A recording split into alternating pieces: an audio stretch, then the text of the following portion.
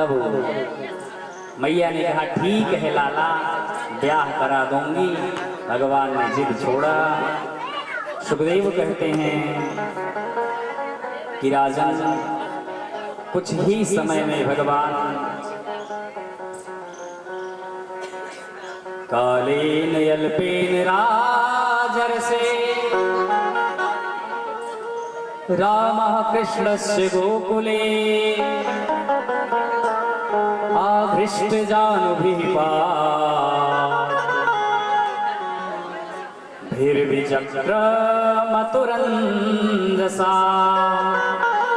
कुछ ही समय में, अल्प समय में, थोड़े समय में भगवान अब पैरों से भी चलने लगे। और भगवान ने अब आना जाना शुरू कर दिया, मित्रता करना भी प्रारंभ कर दिया। भगवान की अब मित्र मंडली जो है वह बनने लगी। बच्चे होते हैं ना, जब थोड़ा बड़े होते हैं तो अगल बगल के बच्चों के साथ में खेलते हैं। और भगवान ने कहा कि अब भक्तों का मनोरथ पूर्ण करना है, भक्तों के चित्त को चुराना है, भक्तों के हृदय को लुभाना है। भगवान ने क्या विचार किया, जो जन्म जन्म से भक्त हमारी प्रतीक्षा किए हैं, तपस्या किए हैं, उनके चित्त को चुराना है या अपनी इस झांकी को उन्हें दिखाना है। क्योंकि अब मैया तो आनंद ले रही हैं कन्हैया का बालपन का, नटखटपन का आनंद, लेकिन भगवान ने कहा कि मैया को हमने यह आनंद बहुत दे दिया, अब और भी जो बाल बाल हैं, सारे भक्त जो हैं, इन सबको भी आनंद प्रदान करना है। क्योंकि भगवान ने रामावतार में जिन जिन भक्तों की अभिलाषा मर्यादा पुरुषोत्तम होने के कारण नहीं पूर्ण कर सके थे, उन्होंने जब वरदान मांगा तो वही भगवान ने सबको तथास्तु कहा कि जब हम द्वापर में आएंगे तो सबका मनोरथ पूर्ण करेंगे। वही भगवान सबको आनंदित करना चाहते हैं।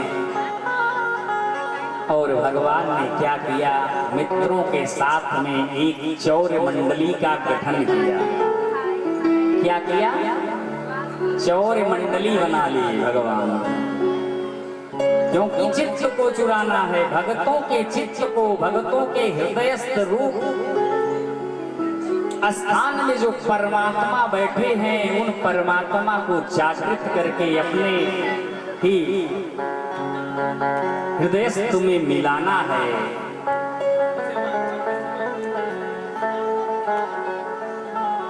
मन से मन को मिलाना है, हृदय को चुराना है। इसी लीला के लिए भगवान ने एक दिव्य चौर मंडली का गठन किया।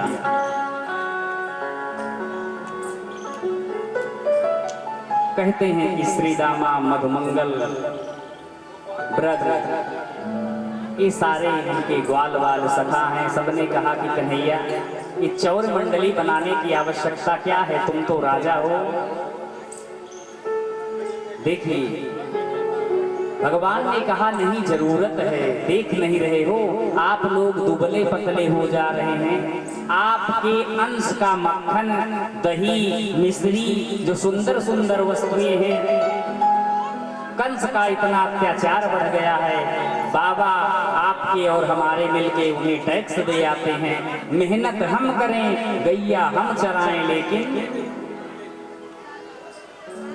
हमारे अंश का, हमारे हक का जो है वह मक्खन जो है कर के रूप में जा रहा है, और हम आप पतले दुबले होते जा रहे हैं।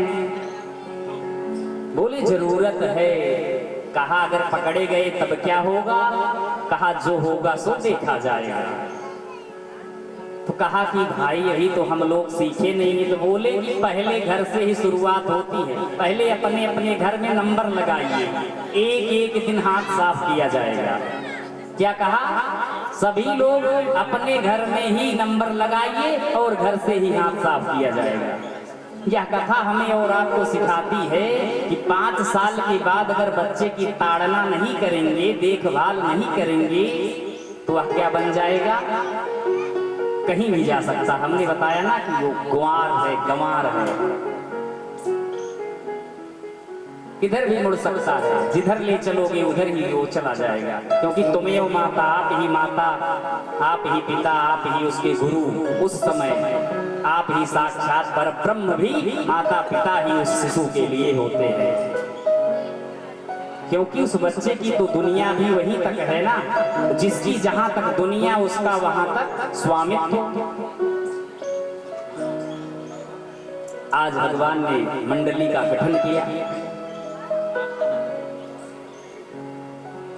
और श्री दामा के घर पहुंच गए हाथ साफ करने। हाथ साफ कर दिया, कुछ मक्खन खाया, कुछ बंदरों को खिलाया, सबको खिलाया गिराया, लेकिन कि कुछ छोड़ा नहीं।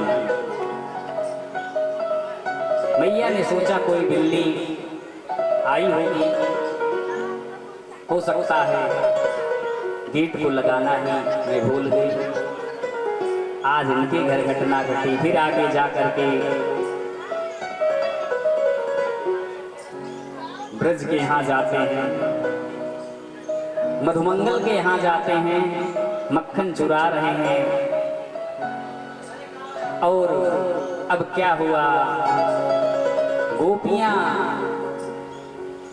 भी मक्खन जब लेकर के जाती तो अगर मक्खन खा नहीं पाते तो एक गुलेल ले लिए भगवान, जिससे चिड़िया मारा जाता था पहले, उसी से दूर से पेड़ों पर बैठ करके और एक कंकड़ लेकर के मटकी फोड़ देते थे कन्हैया हमारे। दिव्य लीला, इस झांकी का अवलोकन कीजिए। दिव्य लीला भगवान कर रहे हैं, भक्तों का मनोरथ पूर्ण करने के लिए। भक्तों को पहले तो क्रोध भी आता, लेकिन बच्चे का नटखटपन देख करके हंसी भी आती थी। सभी प्रसन्न होते थे, मनमुग्ध हो जाते थे प्यारे भक्तों। एक दिन क्या हुआ कि शिकायत अब भगवान की आने लगी। जब भगवान तो सर्व अंतर्यामी है, शिकायत गोपियां लेकर के आती कि मैया मैया आपका कन्हैया चोर हो गया है, नटखट हो गया है, बड़ा बदमाश हो गया है। यह एक चौर मंडली का गठन किया है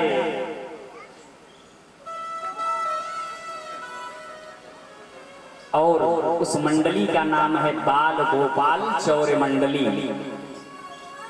मैया अभी ध्यान दो, नहीं तो बिगड़ जाएगा। मैया ने कहा, अरे हमारा कन्हैया तो घर में ही है, वो मक्खन क्यों चुराएगा? क्या उसके घर में कोई कमी है? अरे गोकुल के राजा का पुत्र है। एक भाव तो यह है कि शिकायत लेकर के गोपियां आती हैं, दूसरा भाव यह है कि जब भगवान गोपियों के यहाँ मक्खन चुराने नहीं जाते, घर पे रहते, तो इसी बहाने भगवान को देखने के लिए आती थी। क्योंकि ऐसे प्रभु हैं ही, ऐसी उनकी छटा है, ऐसी मधुरता है, ऐसी सरलता है, ऐसी सौंदर्यता है। तभी तो किसी ने लिखा कि जिसकी रचना इतनी सुंदर, सोचिए ना वो कितना सुंदर होगा। जब प्रभु की रचना इतनी सुंदर है, कितना सुंदर हमें बनाते हैं, आपको बनाते हैं, जीव को बनाते हैं। चिड़िया देखिए, मोर पंख है, उसमें देखिए कितनी सुंदरता भगवान भर दिए हैं। पुष्प कितने सुंदर सुंदर, तो जिसको बनाने वाला है वो कितना सुंदर होगा। और आज वही लीला कर रहे हैं प्रभु, और उन्हीं का दर्शन करने गोपियां जब आंखों से ओझल होते तो शिकायत लेकर के आ जाती। क्योंकि भगवान मक्खन नहीं चुरा रहे हैं।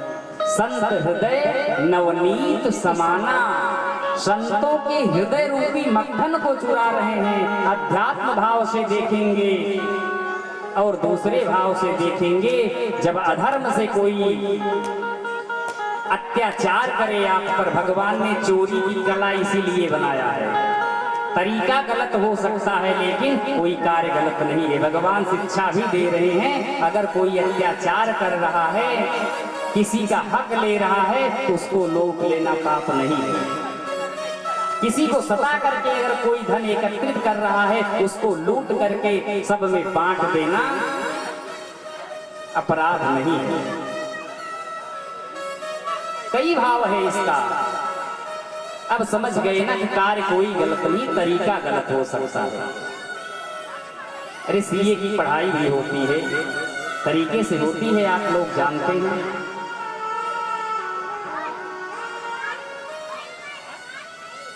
बोले कृष्ण कन्हैया लाल की जय। इसलिए प्यारे भक्तों, तरीका गलत हो सकता है।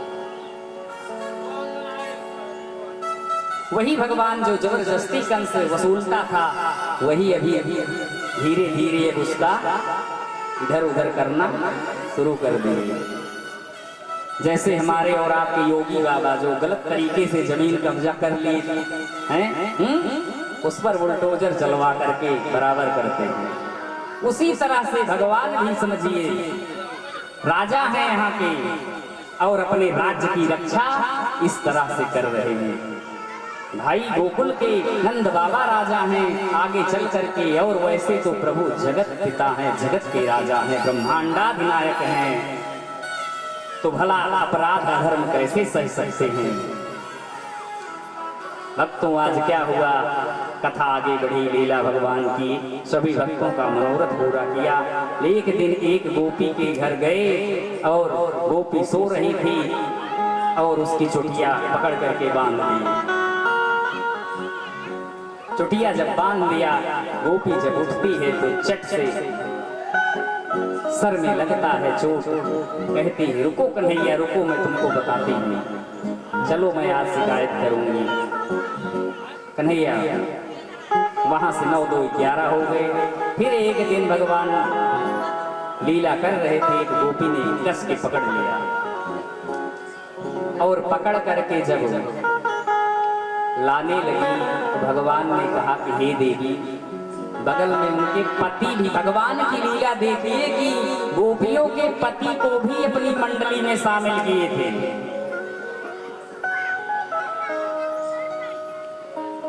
और क्या हुआ कि कहते हैं कि हे देवी हमारा हाथ दुख रहा है। भगवान बहुत अच्छी कला कर लिए, रोने लगे। अरे देवी ठीक है, मैया के पास ले चलो, लेकिन कि हमारा हाथ दर्द हो रहा है, दूसरा पकड़ लो। जैसे गोपी ने भगवान की ऐसी मुस्कुराहट पर, ऐसी रुदनमयी लीला को देखा, प्रसन्न हो गई। भगवान तो पीछे थे, ऐसे हाथ को जब इसमें दूसरा हाथ पकड़ना चाहा तो उनके पति देव का ही हाथ भगवान ने कहा लो।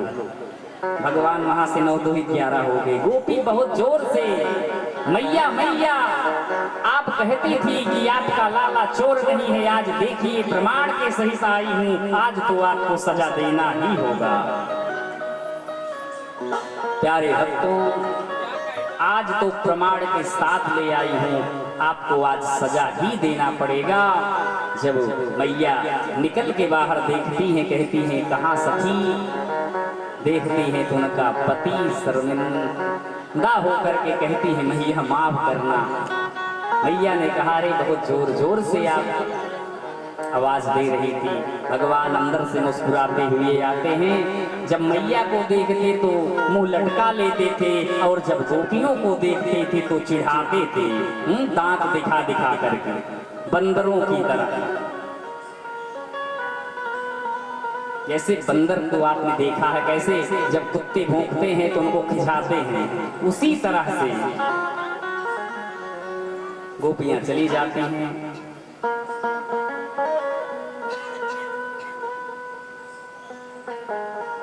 कथा कहती है कि भगवान ने लीला किया। भगवान विचार कर रहे हैं।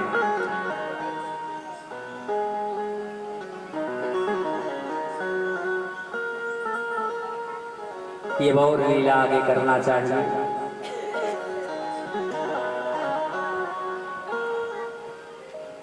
और भगवान हमारे सुखदेव जी कहते हैं, हे राजा, भक्तों के मनोरथ को माखन चुरा करके पूर्ण किया। कहते हैं, हे राजन, ध्यान से सुनो, भगवान एक लीला और करते हैं। एक दिन एकदा क्रीडमानास्ते रामाद्या गोपदायका कृष्णो मृदं भक्षित वानिति मात्रेण वेदयन्। कन्हैया ने एक दिन मिट्टी खा लिया। क्या किया? मिट्टी का भक्षण कर दिया। कृष्णो मृदं भक्षित वानिति, मृतिका का भक्षण किया। और बलदाऊ ने बता दिया, शिकायत कर दिया। बलदाऊ ने कहा कि बड़े हैं, शिकायत कर रहे हैं, कन्हैया छोटे हैं। कहते हैं, मैया मैया, कन्हैया जो है बिगड़ रहा है। देखिए देखिए, मिट्टी का भक्षण किया है। मैया ने डांट लगाया, आज पकड़े गए हो। कन्हैया ने पहले तो कहा, मैया मैया, भैया हमसे जो चिढ़ते हैं आप, हमसे जो ज्यादा लाड करती हैं ना, इसीलिए भैया हमको पिटवाना चाहते हैं। भैया हमें पिटवाना चाह रहे हैं। मैया, हमने मिट्टी को हाथ तक नहीं लगाया। देखो हाथ में हमारी मिट्टी कहाँ लगी है। मैया, अगर आप चाहती हैं तो मेरे मुख में आप देख लीजिए, मिट्टी नहीं है, बिल्कुल भी नहीं है। मेरा मुख परम पवित्र है माँ, प्रत्यक्षम किम प्रमाणम। भगवान ने सोचा, ऐसी बातें जब बनाएंगे मैया मनमुग्ध हो जाएगी। प्यारे भक्तों, और मैया ने कहा, यह बात तो ठीक कह रहा है। कस्मान मृदमदान्तात्मन्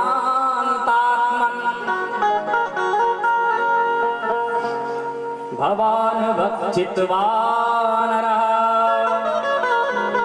वदन्ति तावकाहेते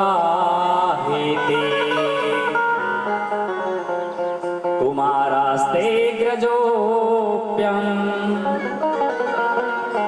कहा कि हमारा मुख देख लीजिए मैया, हमने मृतिका को हाथ तक नहीं लगाया है। नाहं भक्षितवानम्ब सर्वे मिथ्याभिशंसिनः। हे मैया, सब झूठ बोल रहे हैं। यदि सत्य गिरिस्तर्हि समक्षम पश्यमे मुखम। हमारे मुख को आप देख लीजिए। जैसे भगवान ने मुख को खोला, मैया ने देखा, तो जो स्वरूप महाभारत के समय अर्जुन को भगवान ने दिखाया था, विराट स्वरूप, वही स्वरूप भगवान कन्हैया के मुख में मैया को दिखाई दिया। मैया चकरा गई। वही बड़े बड़े पर्वत, नदियां, तालाब, झरने, समुद्र, एक ब्रह्मांड नहीं अनेकों ब्रह्मांड दिखाई दे रहे हैं। मैया एक नहीं, कई मैया दिखाई दे रही हैं, कई कन्हैया दिखाई दे रहे हैं। मैया यह आश्चर्यजनक स्वरूप प्रभु का देख करके विह्वल हो गई, व्याकुल होने लगी। जिस तरह से अर्जुन विह्वल होकर के कहा कि प्रभु अपना रूप समेटिए, उसी तरह से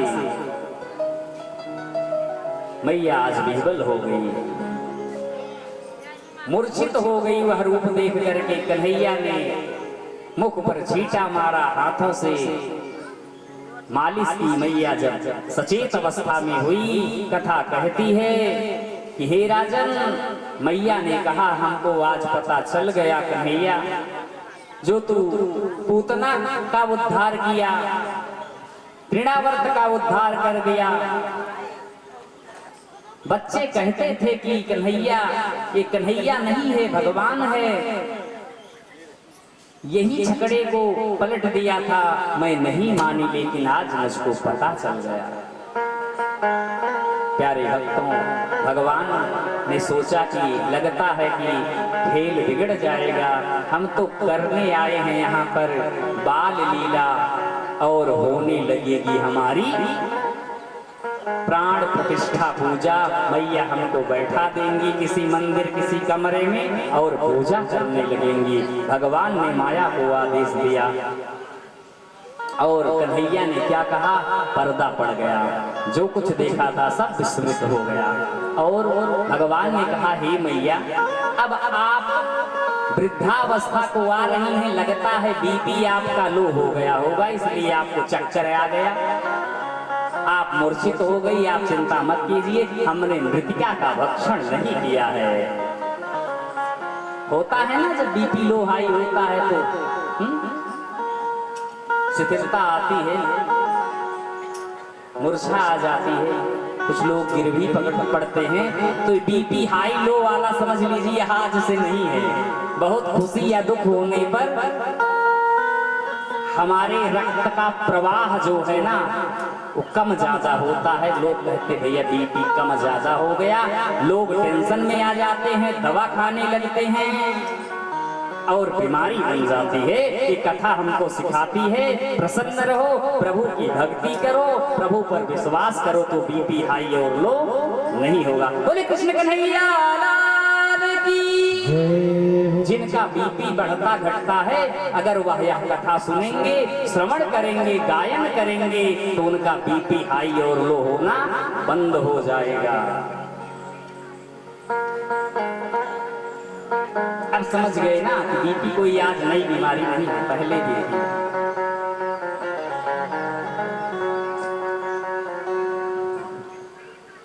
उसके बाद में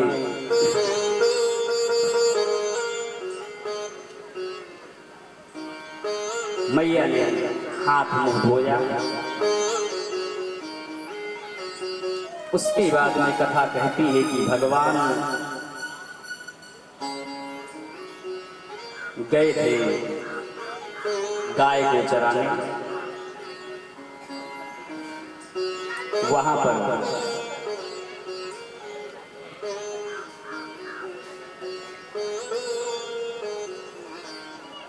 एक राक्षस आ गया, प्रकट हो गया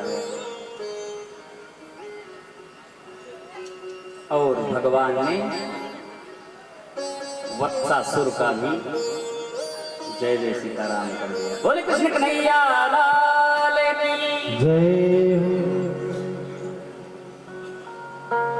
कहते हैं कि जो यह इनको दिव्य लीला का श्रवण दर्शन कीर्तन हो रहा है, स्पर्श हो रहा है, यह पूर्व जन्म में द्रोणधरा नाम के वसु से भगवान की बहुत तपस्या की और भगवान की बाल लीला का ही आशीर्वाद मांगा था।